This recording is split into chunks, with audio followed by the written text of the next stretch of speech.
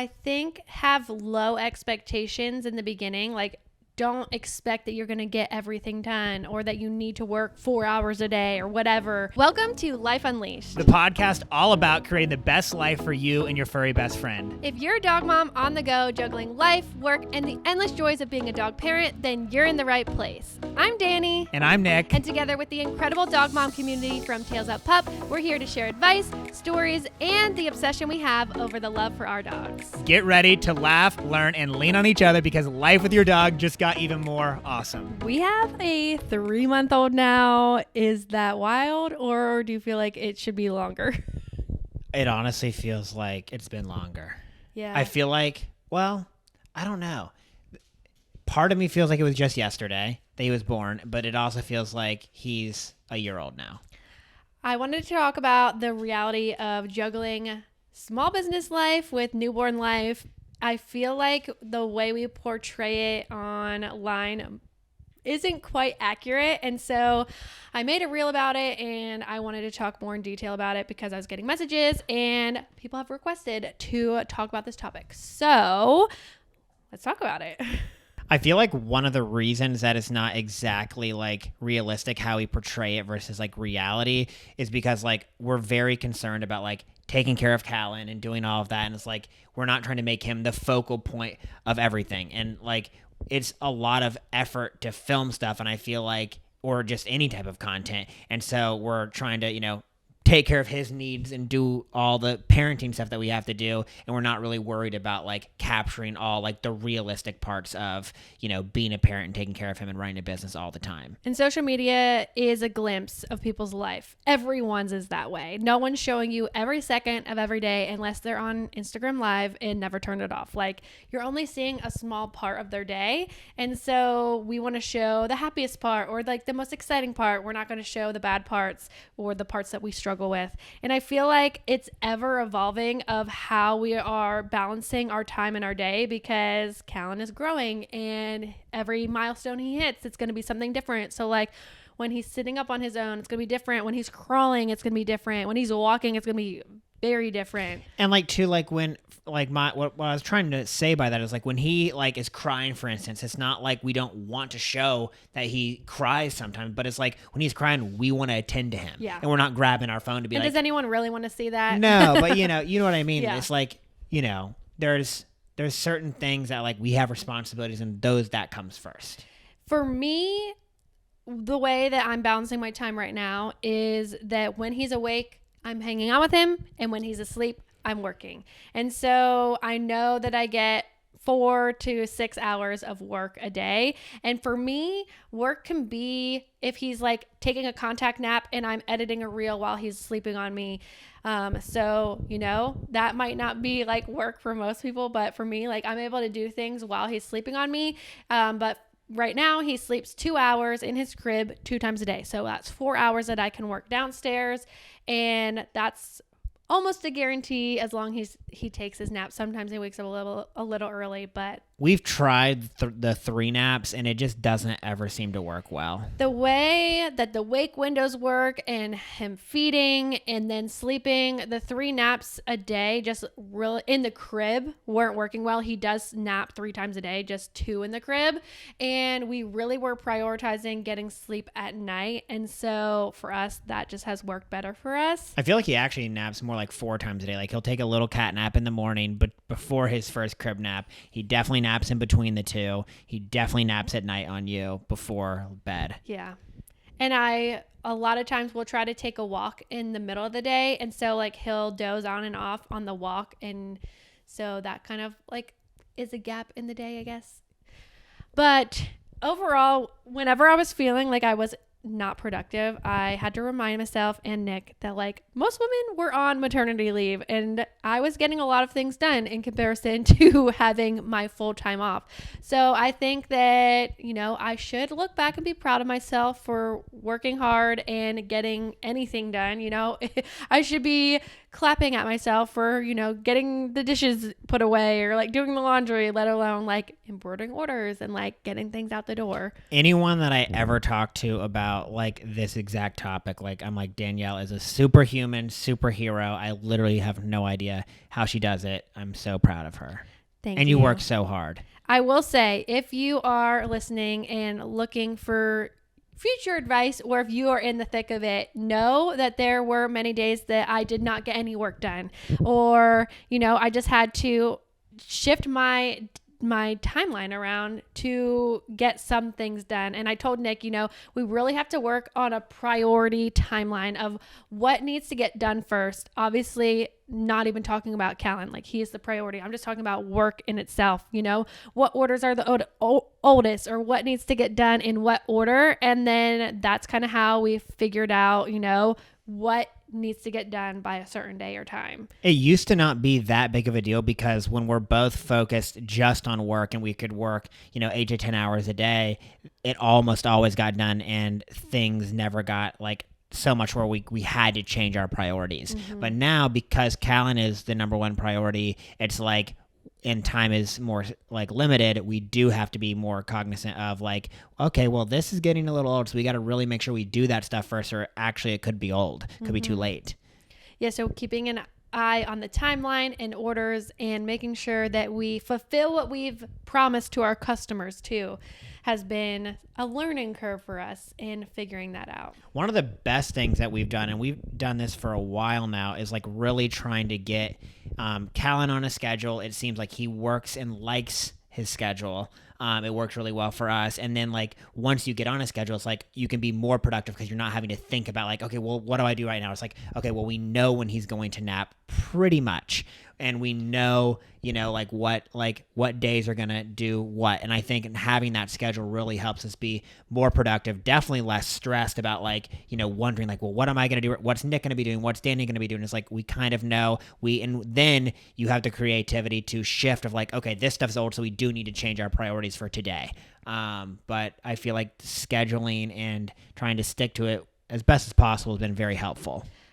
A lot of people say that we are so lucky, and we are lucky, but we attest a lot of Callan's timeliness and schedule to the Moms on Call book. That's the schedule that we followed, and he did not like it at first. He cried, and there were 2 weeks where he cried almost nonstop, and we even sang a song, all he does is cry, because all he did was cry. Literally like every waking hour he was there crying. Was nothing we could do to satisfy him. He was fed, he was changed. All he wanted to do was be held. If he was being held, he wouldn't cry, and those 2 weeks felt like forever. But following a schedule for us has worked really well, and I don't think that we were born lucky with a kid who just does exactly what we needed him to do. Like, we had to teach him that this is when you sleep, and this is when you're awake, and this is like how things are done. And it took a while for him to learn, and now he is much better at it, and now he fusses way less. He's much happier. And also, it's learning a perfect balance with the wake windows at that time that wherever age he's at, because if he's overtired, it's impossible to get him to sleep. And if he's undertired, it's impossible to get him to sleep. So really figuring out exactly where he needs to be to take that 2-hour nap. And also, I think I've talked about this before on the podcast. I don't know. That I was a new mom, who thought that newborns slept anywhere. And I was wrong. My newborn needed to be swaddled up in a dark room with the sound machine on to take that 2-hour nap. He would nap anywhere, but not for long and not well. And so until I learned that that was what was going to work for us, we did not get a 2-hour nap stretch. Ever. Yeah. Yeah. So even I tried putting him in a bassinet downstairs when we were working, and it was light and it wasn't quiet, and like I was working around him. That just didn't work for us. The other thing too, like we've definitely learned more about like it's not really his personality, but just like some days, and now that he's getting older, it's even more so. Like he really some days is like very alert, very awake during kind of after his first nap for longer than normal. So I was like, okay, well then we're gonna be playing with him. We're gonna be spending more time with him. Other times it's like, oh, he's definitely sleeping. He will take a little bit of a nap in his like swing or something like that. I think the hardest thing for us is that we wake him up from his nap because there's more work to be done. Like it's so nice to have a quiet house and like to be able to like check things off your to-do list.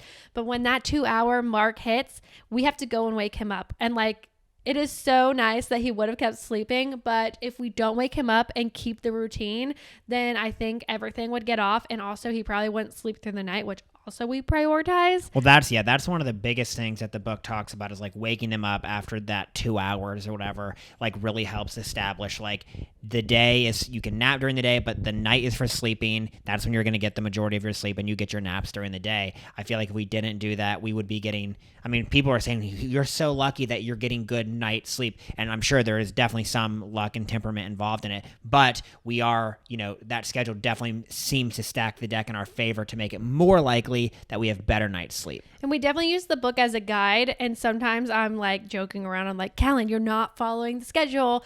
But go ahead. Yeah, we're so off from the schedule in that book in lots of different ways. The feeding particularly, like he just does not go 2 hours without eating most of the time, and he is hungry. And to me, I have justified that because he's sleeping an 8-hour stretch at night. He needs to eat more in the day. And so, if he's hungry, I'm not going to tell him no because the book said that it's not time to eat. Like every time he's hungry, I feed him. And so that is just much more demanding because I physically am the only person who can feed him. I just have to be around more often to feed him. And I mean, sometimes he's legit eating like every hour. Yeah. Cluster feeding. Yeah. I mean, he'll still do that even today. Like, it's crazy. Yeah, but he's growing. He's so long now, so tall. He is tall. It's very interesting to see, will that play into effect as he grows older? Will he actually be tall?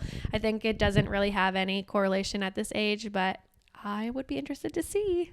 I think in pregnancy, when we talked about what we were going to do, we were like, oh, we're going to take turns and we're going to, do this and that. And that has been the biggest change in reality, is that for the most part, I take care of Callan in the day and Nick works, and Nick has taken over more of my working tasks, or even, he cooks dinner more times because I physically have to be with Callan more, not only because I'm feeding him, but he just prefers being with me. That is definitely true.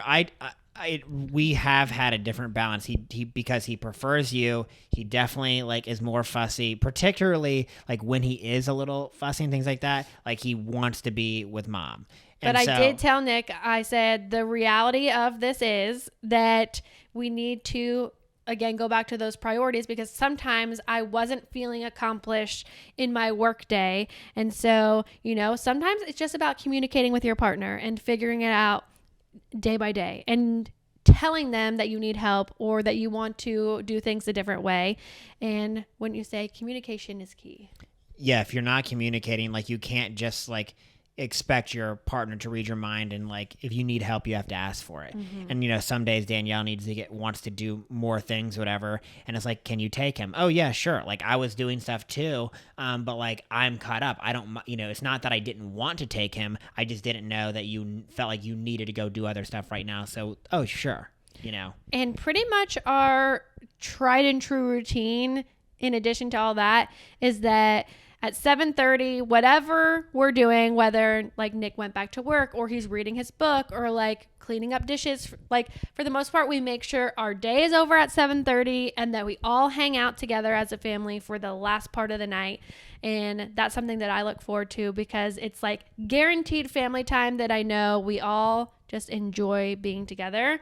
And it's nice to know that I have that little ending to my day. Yeah, really a lot of this has come down to scheduling. Mm-hmm. I feel like that stuff, it happens and it works, and scheduling, but being willing to adapt the schedule when needed based on what's happening. Mm-hmm. We've also done a really good job of taking him to this is a tangent, but different events and things out and about in the world now. Yeah, I don't know how it affects babies of like learning to be out and about. But for us mentally and physically, I feel like if we were cooped up in the house all the time, then we would not be happy. So if someone invites us to do something, or we want to, go to an event, we are saying yes and not saying no just because of him. And I will say, in the beginning, when he was fussy all the time, it was not something I wanted to do. But now I can have an ease of mind knowing that he might cry. He probably will cry, but he's not going to scream his head off for no reason. And if he does, we can always go home. Yes, that's what we always say. Okay, we can always just leave, but at least we tried. Yeah, and we also are more, I feel like working, like this whole situation, we're more comfortable being parents now. I feel like now that we're, this far in, like we're definitely not like we were. We were like afraid that we were not going to keep him alive because we didn't know what we were doing. Like now we are more confident in our ways. And at the end of the day, if he is crying, if you feed him, he'll mostly be happy. But that's where I'm not confident. It's like feeding him in public, because I don't want to just like whip it out. So you're getting better at that though. I feel like. Yeah. It just, it's something I'm not comfortable with because I'm conservative. I don't know. Yeah, but I do feel like you're getting better. And Ensley told me at the end of the day, you can always go to your car and feed him if you don't feel comfortable. So I always have that in my back pocket too. What advice do you have for like a mom that's also trying to juggle, whether it be a business or other things that they're trying to get done, working from home, with the job, whatever it might be? Do you have any advice and little tips and tricks that you'd say? I think have low expectations in the beginning. Like, don't expect that you're going to get everything done or that you need to work 4 hours a day or whatever. I just think don't have expectations in the beginning, because when you don't meet them, then you'll feel disappointed, when at the end of the day, you're keeping yourself and your baby alive. Like, that is a win, because sleepless nights, you're probably starving, like all these things, like you just want to survive, and then figuring it out a little bit as you go and know that that's okay. I think if you and your husband are not relying on this job as an income, if you are able to survive on one person's income to have more time off for yourself, like that's probably the best situation. We're in a very unique situation where like we're both relying on this. So I think if you can, maybe work a little bit more leading up to have savings, to have some time off, like especially like even if it's just like 3 or 4 weeks, I feel like the first 2 weeks I was like very out of it. Like really the first month was a very big change for everyone. I mean, and obviously you had a C-section, you're recovering from that, you're trying to take care and feed this baby, like so much going on. But I felt like I was on my deathbed for 10 days. Like it was so bad for 10 days, and that's when it took a turn for the better, and it just kept getting better and better. I also think that I am pretty strong-minded, which allowed me to survive and get past it. Like, and it wasn't really an option. Like if you have the option to work or not work, like take the option to not work. But for me, like I had to do some work. And so it wasn't like, oh, I'm going to sit on the couch and watch a show all day. I can do that for 4 hours, and I can just, get up and work for 30 minutes in the beginning. For me, it just wasn't an option. I think overall though, you have to think of the benefits. If you're able to be home and, work from home and have your baby, like it is so cool, because you'll never get that time back.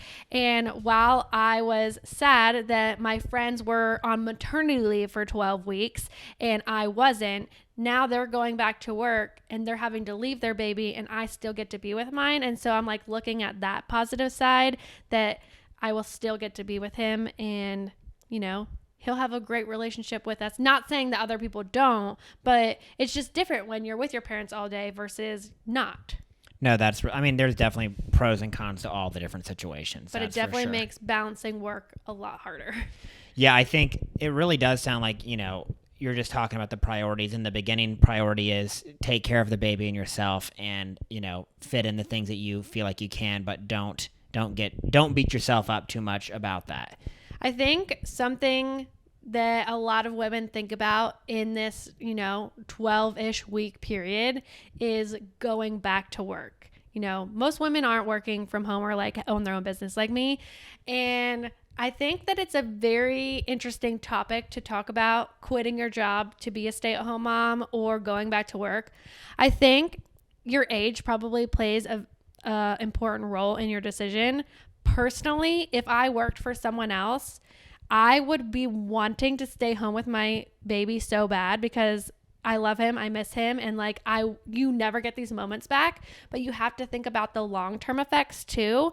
And if in 5 years they go to school, what are you going to be doing in that time? Like, are you going to be cooking and cleaning and like that's going to be your job? Are you going to wish you could go back and get another job? If you take a 5 year gap and want to go back to a job, what do you need to maintain your skills, or like, what will get you rehired in those years later? And a lot of people do it. So I'm not saying it's not an option. I'm just saying think about what you should do in that time, or like what's going to be on your resume. And a lot of people can talk about juggling just being a stay-at-home mom. Like that is a full job in itself. And so I think there are a lot of things you could talk about in an interview about being a stay-at-home mom to get a job. It's the same thing for us. It's like, oh, if we wanted to go get a job, we owned our own business, like would they hire us? Like I think if you make the most of what you're doing, you have a lot of things that you can talk about. Yeah, I think, you have to choose what's best for you in that moment. And while the future is important to consider, and that should play a consideration to your decision, like if staying home is the best thing, whatever, don't be like, I'm not going to do that just because I feel like it's going to be harder to get hired necessarily. Also, back to your question of advice. My advice to other new moms is find something for yourself. So that might be going to the gym for an hour. That might be, and for yourself can also be with your baby. Like for me, like the afternoon walk. Yeah, I was going to say taking Callan on a walk is really still me time because he's quiet, he's content. He's either looking around or sleeping, and I'm able to pop some headphones in and listen to a podcast or just go on a quiet walk all by myself. And like sometimes that's just what I need, some fresh air, clear my mind. But also for me is I feel like I'm a better mom because I still am doing work and I don't feel like my personality is lost. Like my personality is also in our business and my personality is also in working out. And so being able to do a little bit of all those things allows me to not feel like I've lost myself. Yeah, I feel like you've done a very good job of like definitely less so because you have more responsibilities taking care of Callan, but you've made it a priority to like integrate him into our family versus just like losing yourself completely. I was also like trying to reflect back. Like everyone's like, oh my gosh, like you cooked muffins. Like how'd you have time to do that with a newborn? And it's like, to me, that is like helping me still stay true to like something I enjoy doing. So if I did that while he was napping instead of like me sitting on the couch, like sometimes I would choose that. Now I also chose to sit on the couch and watch a show because sometimes I need a break. Like it just depends on the day, what I feel like I need, and figuring that out. And every day can look different, and that's okay too. And every person's different, like the amount of like time that they would want on the couch or working out and all the different stuff. Like in general, you don't seem to want to spend a ton of time sitting on the couch. You'd rather do other things. So I feel like this could be a whole topic in itself, but working out postpartum, I'll just touch on it for a second. I worked out my whole pregnancy. It's what made me feel good and happy, and I felt like it was a good thing for me to do. Getting back into it post having a baby and post C-section has been so hard. I waited the 6 weeks like the doctor said, and then I started going back. I've only been going 2 days a week, and that's like the max that I go. I feel like sometimes I go 1 day a week. So I've only been like a handful of times in reality, which is what I have to remind myself because I am still so out of shape. My heart rate gets up so easily. I can't lift the same weights that I used to. Like it is just taking a lot longer. And when I talked to one of the owners of the gym, she was like, basically pregnancy and birth is like a pyramid. And so how I had to ease into modifications as I got bigger and more pregnant, I also have to ease back into it now that I've given birth. And I keep trying to remind myself that because sometimes I'm like, oh, I should be able to do a box jump. And some girls can't do it because their pelvic floor will make them leak. And like, I'm lucky I don't have that. It's just, I don't have the strength to do it, like, or the stamina to do it more than once. And it's like, sometimes I get frustrated because what I used to be able to do, I still can't do. But then you just have to look back and say, I grew a human. I'm still adjusting. I'm figuring it out. And then I feel like once I get there, we'll want to have another baby again and have to do this all over again. Yeah, 40 weeks from now, it's going to be like, let's have another kid. How long is 40 weeks? Almost a year, right? 52 weeks in a year? Yeah. Yeah.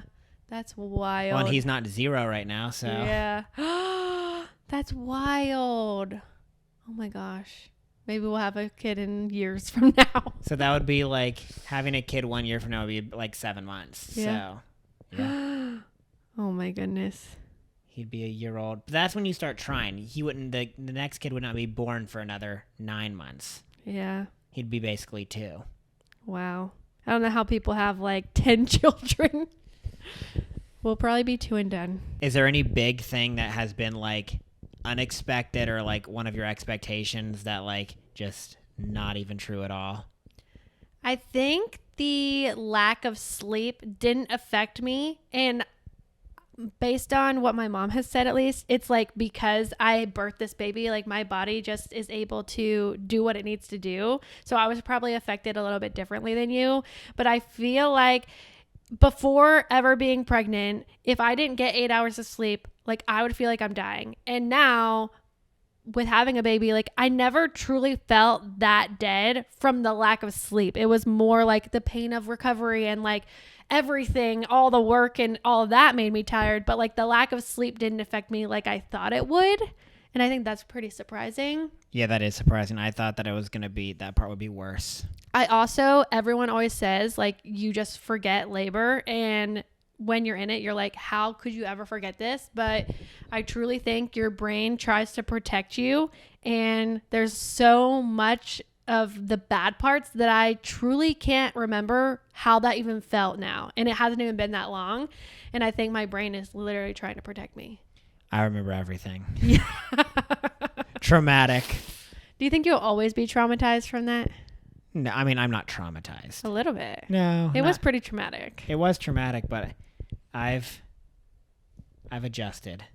You put it in a box. I've digested it. Okay. No, it's not in a box. Okay.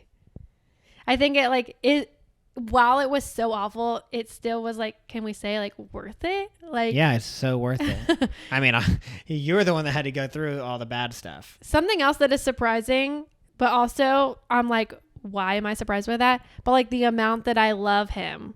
Like, obviously I was going to, that's why it's like, is it surprising? But like, you just never feel like you can love something more than the thing you already love the most. And it's just like, oh my gosh, I love him so much. Well, that's what everyone asks, like, what's been the most unexpected thing for me? And I always say, like, I knew intellectually that I was going to love him so much and unconditionally, but you don't actually understand what that feeling is like until they're here. Mm-hmm. And so that has been crazy. And it's like, I feel like that love even continues to grow more and more and more. Like when he smiles at you, it's like your heart lights up and all of that. It's so unique, and you can't know what it's like until it happens. Yeah, and a lot of people are like, oh, the newborn trenches, like, it's so awful, like, you just get through it. And to me, I don't know why, but, like, it hasn't been awful to me. Like, I feel like I've found joy in all of the parts so far. No, that I agree. I agree. There's like, yeah, it sucks when he's crying, or, like, if he doesn't sleep well. Like, all those things aren't fun, but I'm still enjoying all of the little moments. Yeah, there's definitely hard parts, but I agree. We found joy and made the best of it. I think my favorite thing now is that he smiles at us. It's so special. I love that. Well, thank you guys so much for listening. And just know that everyone's journey is unique and different, and not to compare yourself or your journey to anyone else's. And that it's ever evolving, and that every day is different. Every week is different. And we're all just trying to figure it out as we go. And you can do it. You were made for this. Yes. We love you guys, and we'll see you next time. Bye. Bye.